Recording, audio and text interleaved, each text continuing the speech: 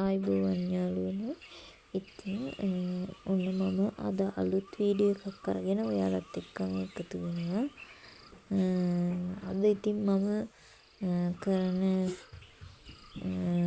මගේ රාජකාරිය තමයි ඉතින් දළු නෙලන එක. ඉතින් මම මේ දළු නෙලන ගමන් තමයි මේ වීඩියෝ එක කරේ.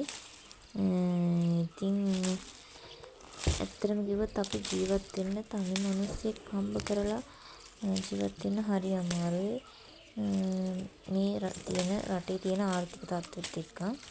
ඉතින් අපි ඇත්ත වශයෙන්ම කියනවා නම් ගෙදර ඉඳගෙන මොනවාම හරි පොඩි දෙයක් හරි කරලා දවසකට එක රුපියල් 10ක් හරි හොයන්න මහන්සි වෙන්න ඕන.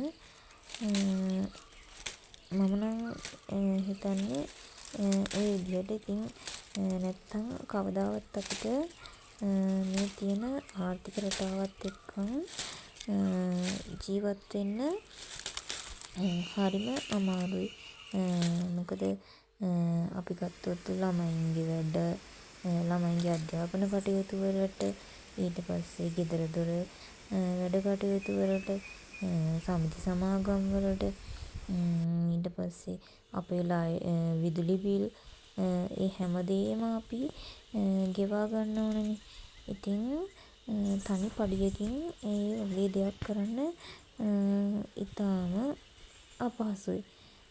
ඉතින් ඇත්තටම අපි තමන්ගේ